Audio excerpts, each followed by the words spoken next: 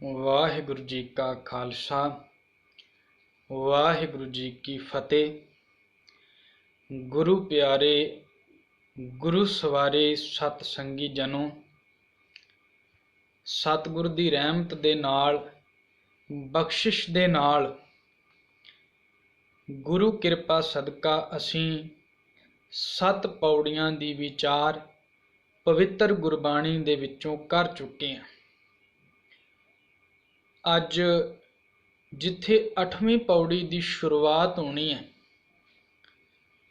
उथे साहब ने रहमत करके सानू सुनन दी अते उस सुने हुए नू मनन दी महत्ता वो साडे सन्मुख बयान कीती है।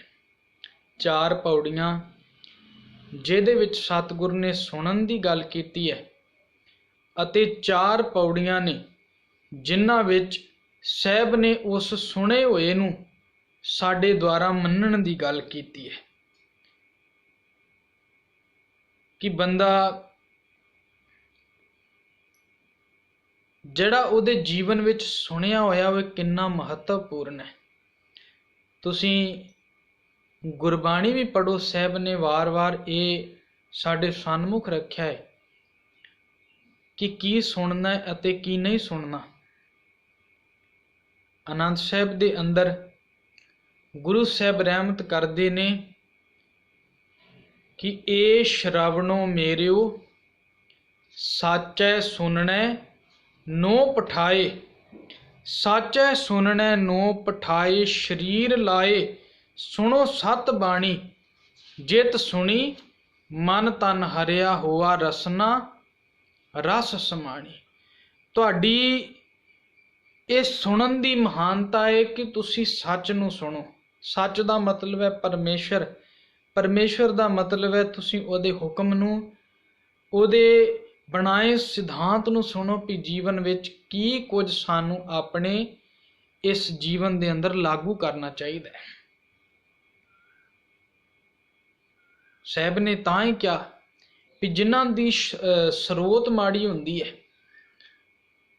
जिन्हां दी स्रोत विगड़ जाती है, उन्हां बारे भी सतगुर ने बयान किया। भावें वो अपने आप नू मुखातब करके परमेश्वर दे अगे एक अरदास रूप विच भी ये मंगिया है कि मेरे मोहन श्रवणी एह ना सुनाए, की ना सुनाए। गुरु साहब कहते ने साकत गीत नाद धुन गावत, बोलत बोल अजाए। साकत भाव परमेश्वर तो टुटे हुए मनुख, उन्हां दे मुख तो उचारण कीते गीत नाद। तां ही पहला गुरु साहब ने जदों गल कीती सी नाद दी, जदों गल कीती सी वेद दी, ते नाल गुरमुख शब्द है। गुरमुख दा अर्थ है गुरु दे राही, गुरु दे मुख तो, जो गुरु दी शरण विच पै के सानू सुनन नू मिले। ते गुरु बारे आपां पिछे वाच के आ चुके हैं कि परमेश्वर दा हुक्म बुझण दे लई, ओदी रजा विच राजी रहण दे लई, क्योंकि पिछे आ चुके है किव सचियारा होईए किव कूड़ै टुटै पाल।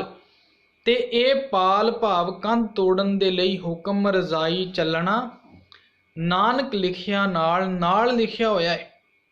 साडे जन्म तो ये नाल है कि हुक्म विच चलेगा तां कुछ मिलेगा, हुक्म विच चलेगा तां वडियाई है मान है। ते अज उस हुक्म नू समझण दे लई गुरु साहब ने जिथे गुर प्रसाद की गल कीती सी कि गुरु की अति अहमियत है, बहुत लोड़ है। गुरु तो बिना बंदा कुराहे पै जांदा है,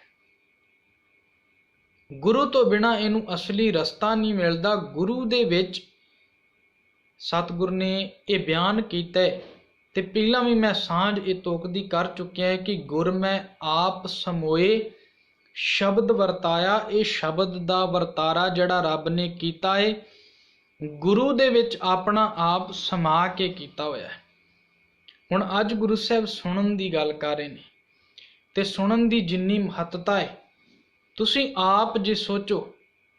हुण कई बार दुनियावी पद्धर ते भी असीं लै लीए, क्योंकि जिहड़ा सुनना है बंदे ने वो सुनिया होया ही इहदे जीवन विच लागू हुंदा है। ਬੱਚੇ ਦਾ ਜਨਮ ਹੁੰਦਾ ਹੈ ਤੇ ਤੁਸੀਂ ਉਹ ਜਨਮ ਲੈਂਦੇ ਬੱਚੇ ਨੂੰ ਕਿਸੇ ਐਸੀ ਜਗ੍ਹਾ ਤੇ ਰੱਖ ਦਿਓ ਜਿੱਥੇ ਉਹਦੇ ਕੰਨਾਂ ਵਿੱਚ ਕੋਈ ਨਾਦ ਆਵਾਜ਼ ਸੁਣਨ ਦੇ ਲਈ ਨਾ ਮਿਲੇ।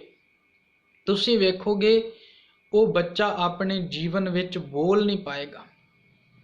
ਭਾਵੇਂ ਉਹਨੂੰ 20 ਸਾਲ ਦਾ ਕੱਢ ਲਓ, 25 ਸਾਲ ਦਾ ਵੱਡਾ ਕਰਕੇ ਉਹਨੂੰ ਉਸ ਜਗ੍ਹਾ ਤੋਂ ਬਾਹਰ ਕੱਢੋ, ਉਹ ਬੋਲ ਨਹੀਂ ਸਕੇਗਾ, ਕਿਉਂਕਿ ਕੰਨਾਂ ਵਿੱਚ ਕੋਈ ਲਫ਼ਜ਼ ਨਹੀਂ ਗਿਆ। ਜੋ ਲਫ਼ਜ਼ ਕੰਨਾਂ ਵਿੱਚ ਜਾਣੇ ਸਨ, ਜੋ ਸ਼ਬਦ ਕੰਨਾਂ ਵਿੱਚ ਜਾਣੇ ਸਨ।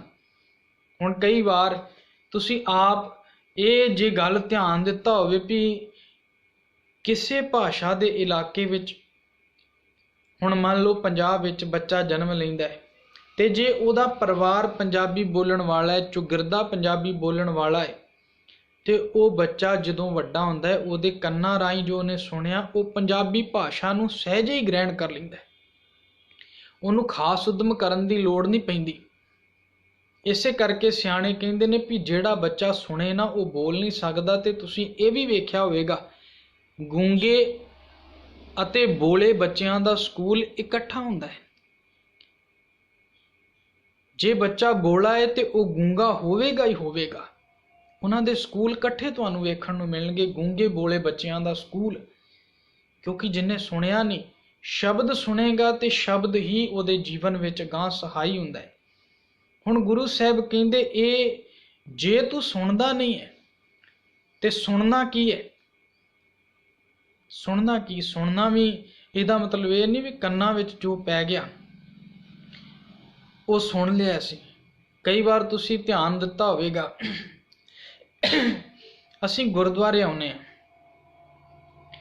ਗੁਰਦੁਆਰੇ ਆ ਕੇ ਕੀਰਤਨ ਦੀਵਾਨ ਲੱਗਾ ਹੈ, ਗੁਰਬਾਣੀ ਕੀਰਤਨ ਹੋ ਰਿਹਾ ਹੈ, ਗੁਰਮਤਿ ਵਿਚਾਰ ਹੋ ਰਹੀ ਹੈ, ਤੇ ਕਈ ਵਾਰ ਬੰਦਾ 1.5-2 ਘੰਟੇ ਉਸ ਦੀਵਾਨ ਵਿੱਚ ਹਾਜ਼ਰ ਰਹਿ ਕੇ ਵੀ ਤੁਸੀਂ ਉਹਨੂੰ ਪੁੱਛੋ ਵੀ ਤੂੰ ਕੀ ਅੱਜ ਦੀਵਾਨ ਵਿੱਚ ਕੀ ਸ਼ਰਵਣ ਕੀਤਾ, ਕਿਹੜੇ ਸ਼ਬਦ ਸਨ, ਕਿਹੜੀ ਵਿਚਾਰ ਹੋਈ, ਇੱਥੋਂ ਤੱਕ ਗੁਰੂ ਸਾਹਿਬ ਦਾ ਹੁਕਮ ਕਿਹੜਾ ਆਇਆ ਹੈ, ਤੇ ਕਈ ਵਾਰ ਬੰਦੇ ਉਹ ਵੀ ਦੱਸ ਨਹੀਂ ਸਕਦੇ। ਹੁਣ ਅਸੀਂ ਕਵਾਂਗੇ ਉਹਨੇ ਤੇ ਸੁਣਿਆ, ਉਹ ਬੈਠਾ ਸੀ। ਸੁਣਨ ਦੇ ਲਈ ਵੀ ਇਕਾਗਰਤਾ ਦੀ ਬੜੀ ਲੋੜ ਹੈ। ਕਈ ਵਾਰ ਦੀਵਾਨ ਵਿੱਚ ਆ ਕੇ ਸਾਡਾ ਸਰੀਰ ਹਾਜ਼ਰ ਰਹਿੰਦਾ ਹੈ, ਮਨ ਉੱਥੇ ਹਾਜ਼ਰ ਨਹੀਂ ਰਹਿੰਦਾ। ਅੱਜ ਗੁਰੂ ਸਾਹਿਬ ਕਹਿ ਰਹੇ ਨੇ ਇਕੱਲਾ ਸਰੀਰ ਤੌਰ ਤੇ ਨਹੀਂ ਸੁਣਨਾ, ਕਿਉਂਕਿ ਜੋ ਅੱਜ ਕੱਲ੍ਹ ਸਾਡੀ ਦੁਨੀਆ ਵਿੱਚ ਵਾਪਰ ਰਿਹਾ ਹੈ, 101 ਪਾਠ ਕਰ ਲਓ, 501 ਪਾਠ ਕਰ ਲਓ, 1000 ਪਾਠ ਕਰ ਲਓ, 2000 ਪਾਠ ਕਰ ਲਓ, ਜਪਜੀ ਸਾਹਿਬ ਪੜ੍ਹ ਲਿਆ, ਸੁਖਮਨੀ ਸਾਹਿਬ ਪੜ੍ਹ ਲਿਆ, ਪਰ ਗੁਰਬਾਣੀ ਨੇ ਸਾਨੂੰ ਸੰਦੇਸ਼ ਕੀ ਦਿੱਤਾ, ਉਹ ਸੰਦੇਸ਼ ਸਾਨੂੰ ਫਿਰ ਵੀ ਨਹੀਂ ਪਤਾ ਲੱਗਾ। ਕਈਆਂ ਨੂੰ ਇਹ ਗੱਲ ਭਾਵੇਂ ਪਸੰਦ ਨਾ ਆਵੇ, ਪਰ ਤੁਸੀਂ ਆਪ ਸਾਰੇ ਸਿਆਣੇ ਹੋ। ਗੁਰਬਾਣੀ ਦਾ ਇੱਕ ਇੱਕ ਸ਼ਬਦ, ਇੱਕ ਇੱਕ ਤੁਕ, ਤੁਸੀਂ ਜੇ ਉਹਦੇ ਅਰਥ ਪੜ੍ਹੋਗੇ, ਅਰਥ ਸਾਨੂੰ ਕੁਝ ਨਾ ਕੁਝ ਸਮਝਾਉਂਦੇ ਨੇ। ਤੇ ਜਿਹੜੀ ਚੀਜ਼ ਸਮਝਾਈ ਜਾ ਰਹੀ ਹੋਵੇ, ਹੁਣ ਮੰਨ ਲਓ ਅਸੀਂ ਕਿਸੇ ਸ਼ਹਿਰ ਨੂੰ ਜਾਣਾ ਹੈ, ਰਸਤੇ ਵਿੱਚ ਸਾਨੂੰ ਮੀਲ ਪੱਥਰ ਮਿਲਦੇ ਨੇ, ਤੇ ਉਹ ਮੀਲ ਪੱਥਰ ਤੇ ਲਿਖਿਆ ਹੈ ਵੀ ਇੰਨੇ ਕਿਲੋਮੀਟਰ ਤੁਹਾਡਾ ਸ਼ਹਿਰ ਜਿਹੜਾ ਉਹ ਦੂਰ ਰਹਿ ਗਿਆ। ਹੁਣ ਬੰਦਾ ਮੀਲ ਪੱਥਰ ਤੇ ਬੈਠ ਕੇ ਉਹਨੂੰ ਪੜ੍ਹੀ ਜਾਏ, ਕੀ ਉਹ ਮੰਜ਼ਿਲ ਪ੍ਰਾਪਤ ਕਰੇਗਾ? ਨਹੀਂ। ਜਿਹੜੇ ਸ਼ਬਦ ਵਿੱਚ ਜੇ ਕੋਈ ਸੰਦੇਸ਼ ਦਿੱਤਾ ਹੈ, ਕੋਈ ਉਪਦੇਸ਼ ਹੈ, ਕੋਈ ਸਾਨੂੰ ਸਮਝਾਇਆ ਗਿਆ ਹੈ, ਤੇ ਉਹ ਸਮਝਾਇਆ ਤਾਂ ਗਿਆ ਬੰਦਾ ਸਮਝ ਜਾਏ। ਹੁਣ ਬੰਦਾ ਉਸ ਗੱਲ ਨੂੰ ਸਮਝੇ ਨਾ, ਤੇ ਤੁਸੀਂ ਆਪ ਸਿਆਣੋ ਕੀ ਉਹਨੇ ਸੁਣਿਆ ਹੈ? ਗੁਰਬਾਣੀ ਨੇ ਜ਼ਰੂਰ ਕਿਹਾ ਹੈ, ਗਾਵਿਆ ਸੁਣਿਆ ਤਿਨ ਕਾ ਹਰ ਥਾਂ ਪਾਵੈ, ਜਿਨ ਸਤਿਗੁਰ ਕੀ ਆਗਿਆ ਸਤ ਸਤ ਕਰ ਮਾਨੀ। ਤੇ ਜੇ ਮੰਨੀ ਨਹੀਂ, ਮਤਲਬ ਸੁਣਿਆ ਵੀ ਨਹੀਂ। ਸੁਣਨ ਦਾ ਮਤਲਬ ਹੁੰਦਾ ਹੈ ਵੀ ਸਾਡੀ ਹਾਜ਼ਰੀ ਲੱਗ ਜਾਏ।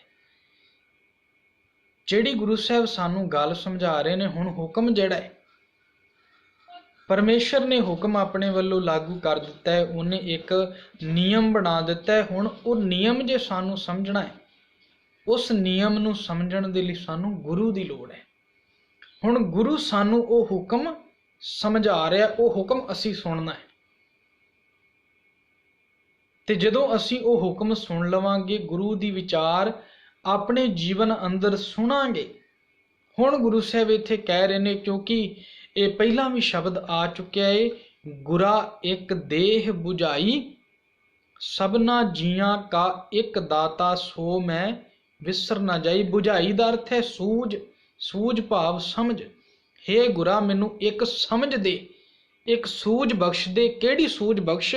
ਮੈਨੂੰ ਇਹ ਸੂਝ ਬਖਸ਼ ਦੇ ਵੀ ਸਾਰਿਆਂ ਜੀਵਾਂ ਨੂੰ ਦਾਤਾਂ ਦੇਣ ਵਾਲਾ ਇੱਕ ਪਰਮੇਸ਼ਰ ਹੈ।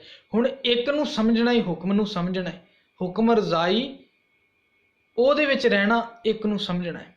ਅੱਜ ਉਸ ਇੱਕ ਨੂੰ ਸਮਝਾਉਣ ਦੇ ਲਈ ਗੁਰੂ ਸਾਹਿਬ ਕਹਿ ਰਹੇ ਨੇ ਵੀ ਤੇਰੇ ਜੀਵਨ ਵਿੱਚ ਸੁਣਨਾ ਉਹ ਕਿੰਨਾ ਲਾਜ਼ਮੀ ਹੈ। ਜੇ ਤੂੰ ਸੁਣ ਲਏਗਾ ਤੇ ਫਿਰ ਹੋਵੇਗਾ ਕਿ ਤੇਰੇ ਨਾਲ ਸੁਣਿਆ ਦਾ ਭਾਵ ਹੈ ਹੁਕਮ ਦੇ ਵਿੱਚ ਰਹਿਣਾ। ਜਿਵੇਂ ਅਸੀਂ ਜੇ ਸੰਸਾਰੀ ਚੀਜ਼ਾਂ, ਕਿਉਂਕਿ ਇੱਥੇ ਦੀਪਾਂ ਦੀ ਗੱਲ ਹੈ, ਲੋਹਾਂ ਦੀ ਗੱਲ ਹੈ, ਪਤਾਲ ਦੀ ਗੱਲ ਹੈ, ਧਰਤੀ ਆਕਾਸ਼ ਦੀ ਗੱਲ ਹੈ, ਹਰ ਚੀਜ਼ ਉਹਦੇ ਹੁਕਮ ਦੇ ਵਿੱਚ ਕਿਵੇਂ ਹੈ। ਹੁਣ ਧਰਤੀ ਨੇ ਤੇ ਕੁਝ ਸਾਡੇ ਵਾਂਗੂ ਸੁਣਨਾ ਨਹੀਂ, ਕੰਨ ਹੀ ਹੈ, ਪਾਣੀ ਨੇ ਨਹੀਂ ਸੁਣਨਾ, ਅੱਗ ਨੇ ਨਹੀਂ ਸੁਣਨਾ। ਸੁਣੇ ਦਾ ਭਾਵ ਹੈ ਉਹਦਾ ਹੁਕਮ ਸਮਝਣਾ, ਜਿਹਨੂੰ ਆਸਾ ਦੀ ਵਾਰ ਅੰਦਰ ਅਸੀਂ ਪੜ੍ਹਦੇ ਹਾਂ, ਭੈ ਵਿੱਚ ਪਵਨ ਵਹਿ ਸਦ ਵਾਉ। ਉਹ ਭੈ ਦਾ ਅਰਥ ਡਰ ਨਹੀਂ ਹੈ, ਉਹ ਭੈ ਦਾ ਅਰਥ ਇੱਕ ਨਿਯਮ। ਇੱਕ ਨਿਯਮ ਦੇ ਅੰਦਰ ਜਿਹੜਾ ਰੱਬ ਨੇ ਕਾਨੂੰਨ ਪਾਣੀ ਦੇ ਲਈ ਬਣਾ ਦਿੱਤਾ ਹੈ। ਪਾਣੀ ਨੇ ਜਿਹੜੇ ਜਿਹੜੇ ਕਰਮ ਕਰਨੇ ਨੇ ਉਹਦੇ ਨਿਯਮਤ ਹੈ। ਹਰ ਸਮੇਂ ਵਿੱਚ ਪਾਣੀ ਦਾ ਕਰਮ ਇੱਕੋ ਰਹੇਗਾ, ਪਾਣੀ ਦਾ ਕਰਮ ਬਦਲੇਗਾ ਨਹੀਂ। ਅੱਗ ਤੇ ਰੱਖੋਗੇ ਤੱਤਾ ਹੋਵੇਗਾ, ਉਹਦਾ ਕਰਮ ਹੈ। ਫਰਿੱਜ ਵਿੱਚ ਰੱਖੋਗੇ ਉਹਨੇ ਠੰਡਾ ਹੋਣਾ, ਉਹਦਾ ਕਰਮ ਹੈ। ਪਾਣੀ ਨੂੰ ਤੁਸੀਂ ਡੋਲੋਗੇ ਨਿਵਾਣ ਵੱਲ ਨੂੰ ਜਾਣਾ, ਉਹਦਾ ਕਰਮ ਹੈ। ਹਾਲਾਂ ਅਸੀਂ ਫੁਹਾਰਿਆਂ ਵਿੱਚ ਕਈ ਵਾਰ ਮੋਟਰਾਂ ਲਾ ਕੇ ਤਾਂ ਉਛਾਲਣ ਦੀ ਬੰਦਾ ਆਪਣੇ ਵੱਲੋਂ ਕੋਸ਼ਿਸ਼ ਕਰਦਾ ਹੈ, ਪਰ ਜਿਹੜਾ ਪਰਮੇਸ਼ਰ ਦਾ ਨਿਯਮ ਪਾਣੀ ਤੇ ਲਾਗੂ ਹੈ, ਜਿੱਥੋਂ ਤੱਕ ਮੋਟਰ ਦਾ ਜ਼ੋਰ ਹੈ ਪਾਣੀ ਉੱਤੇ ਜਾਂਦਾ ਹੈ, ਪਰ ਜਿੱਥੇ ਉਹ ਪਾਣੀ ਤੇ ਜਾ ਕੇ ਤੁਹਾਡੀ ਸਮਰੱਥਾ ਖਤਮ ਹੋ ਜਾਂਦੀ, ਰੱਬ ਦਾ ਨਿਯਮ ਫਿਰ ਉਹਨੂੰ ਥੱਲੇ ਲੈ ਆਉਂਦਾ ਹੈ। ਕਿਉਂਕਿ ਪਾਣੀ ਦਾ ਨਿਯਮ ਹੈ ਉਹਨੂੰ ਨਿਵਾਣ ਵੱਲ ਜਾਣਾ ਹੈ। ਅੱਗ ਦਾ ਇੱਕ ਨਿਯਮ ਹੈ, ਉਹਨੇ ਸਭ ਕੁਝ ਸਾੜਨਾ ਹੈ, ਜਲਾਉਣਾ ਹੈ। ਭਾਵ ਕਹਿਣ ਤੋਂ ਇਹ ਚੀਜ਼ਾਂ ਆਪਣੇ ਰੱਬੀ ਹੁਕਮ ਵਿੱਚ ਆਪਣਾ ਜੀਵਨ ਚੱਲੀ ਜਾ ਰਿਹਾ ਹੈ। ਧਰਤੀ ਦਾ ਜੋ ਨਿਯਮ ਸਤਿਗੁਰ ਨੇ ਪਰਮੇਸ਼ਰ ਨੇ ਲਾਗੂ ਕੀਤਾ, ਧਰਤੀ ਨਿਯਮ ਵਿੱਚ ਹੈ। ਗਾਵੇਂ ਤੁਧ ਨੂੰ ਪਾਉਣ ਪਾਣੀ ਬੈ ਸੰਤਰ, ਜਿਹੜੀ ਅਸੀਂ ਇਹ ਵੀ ਪੌੜੀ ਪੜ੍ਹਦੇ ਹਾਂ, ਇਹ ਗਾ ਕੇ ਉਹ ਮੂੰਹ ਤੇ ਹਵਾ ਕੁਝ ਗਾ ਨਹੀਂ ਰਹੀ, ਉਹਦੇ ਹੁਕਮ ਵਿੱਚ ਚੱਲੀ ਜਾ ਰਿਹਾ ਸਾਰਾ ਕੁਝ। ਉਹਨੂੰ ਕਹਿੰਦੇ ਹੈ ਗਾਉਣਾ, ਉਹਨੂੰ ਕਹਿੰਦੇ ਭੈ ਵਿੱਚ।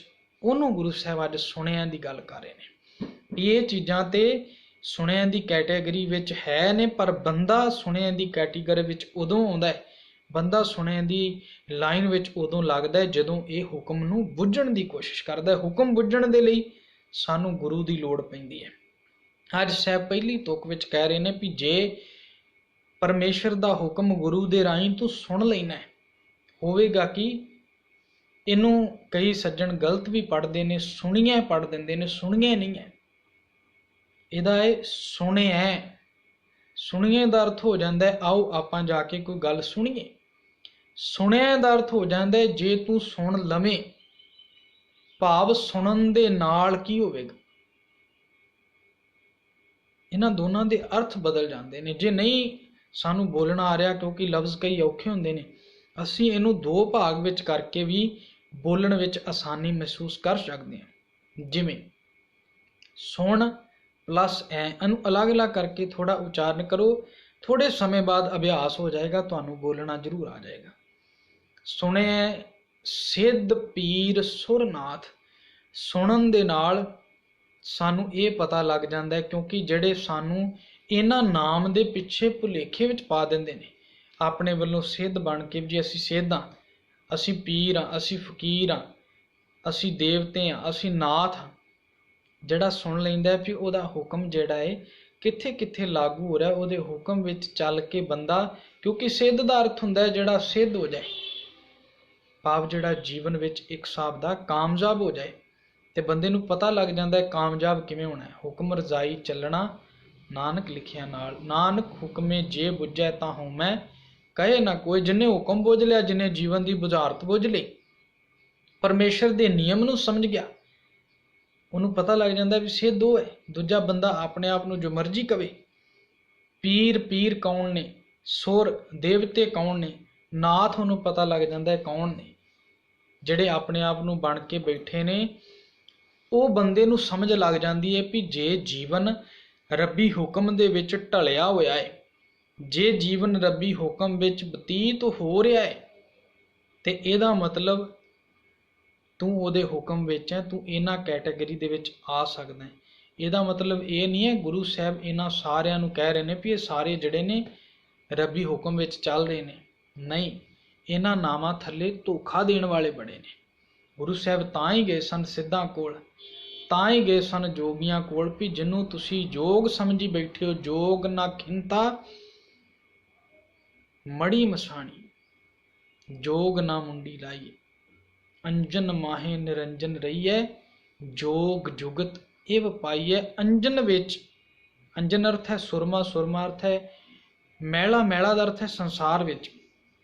ਇਹਦੇ ਵਿੱਚ ਰਹਿ ਕੇ ਜੇ ਤੂੰ ਬਚ ਕੇ ਨਿਕਲ ਜਾਣਾ ਹੈ, ਪਰਿਵਾਰ ਵਿੱਚ ਰਹਿ ਕੇ ਬਚ ਜਾਣਾ ਹੈ, ਸੰਸਾਰ ਵਿੱਚ ਰਹਿ ਕੇ ਬਚ ਕੇ ਨਿਕਲ ਜਾਣਾ ਹੈ, ਤੇ ਤੂੰ ਸਮਝ ਲਈ ਫਿਰ ਤੂੰ ਇਹਨਾਂ ਜੋਗੀਆਂ ਦੇ ਵਿੱਚ ਹੈ। ਤੇ ਤੂੰ ਇਹ ਜੀਵਨ ਦੇ ਵਿੱਚ ਇਹ ਘਰ ਪਰਿਵਾਰ ਛੱਡ ਕੇ ਜੰਗਲਾਂ ਬੇਲਿਆਂ 'ਚ ਧੱਕੇ ਖਾ ਰਿਹਾ ਹੈ, ਮੰਗ ਮੰਗ ਕੇ ਰੋਟੀ ਖਾ ਰਿਹਾ ਹੈ, ਤੇ ਤੂੰ ਕਾਹਦਾ ਮੁਖਟੂ ਹੋਏ ਕਹਿ ਕੰਨ ਪੜਾਏ, ਗੁਰ ਪੀਰ ਸਦਾਏ ਮੰਗਣ ਜਾਏ। ਇਹਨੂੰ ਗੁਰਬਾਣੀ ਕਹਿੰਦੀ ਤਾਕੈ ਮੂਲ ਨਾ ਲੱਗੀਐ ਪਾਏ, ਉਹਨਾਂ ਦੇ ਤੇ ਨੇੜੇ ਵੀ ਨਹੀਂ ਲੱਗਣਾ ਚਾਹੀਦਾ।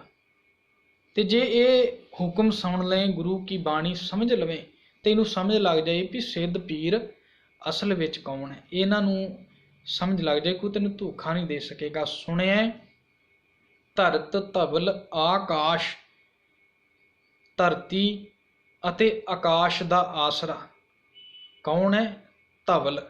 ਇਹ ਸੁਣਨ ਦੇ ਨਾਲ ਸਮਝ ਲੱਗੇਗੀ। ਧਵਲ ਦਾ ਅਰਥ ਹੈ ਸਫੇਦੀ, ਸਫੇਦੀ ਅਰਥ ਹੈ ਪਰਮੇਸ਼ਰ।